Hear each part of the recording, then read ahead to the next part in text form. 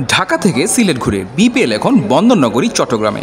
BPL ঘিরে তেমন জমকালো আয়োজন চোখে না পড়লেও দর্শকদের আগ্রহ কিন্তু তুঙ্গে। সাগরিকা রোডের একদম শুরু থেকে দেখা গেছে দর্শকদের লম্বা লাইন। জহুর আহমেদ চৌধুরী স্টেডিয়ামের ১, ২ ও ৪ নম্বর গেটে ছিল উপচে পড়া ভিড়। দর্শকদের ভিড়ে দীর্ঘ যানজটেরও সৃষ্টি হয়েছে সাগরিকা রোডে। তবে সেনাবাহিনী, পুলিশ ও নিরাপত্তা কর্মীদের বেশ তৎপর দেখা গেছে এক্ষেত্রে। নিজের পছন্দের দলের জার্সি গায়ে ধৈর্য ধরেই গ্যালারিতে ঢোকার অপেক্ষায় ছিলেন অসংখ্য দর্শক সমর্থক। এর বড় একটা অংশ হোম টিম চিটাগং কিংসের সমর্থকেরা।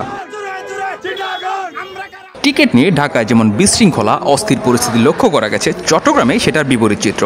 অনলাইন ও বিসিবির নির্ধারিত টিকিট বুথ থেকে বেশ স্বাচ্ছন্দ্যে টিকিট সংগ্রহ করতে পেরেছেন দর্শকরা। অবশ্য টিকিট প্রত্যাশীদের দীর্ঘ লাইনও ছিল স্টেডিয়াম সংলগ্ন এলাকায়। সব মিলিয়ে বিপিএলে দর্শক সমাগম বেশ নজরকাড়া।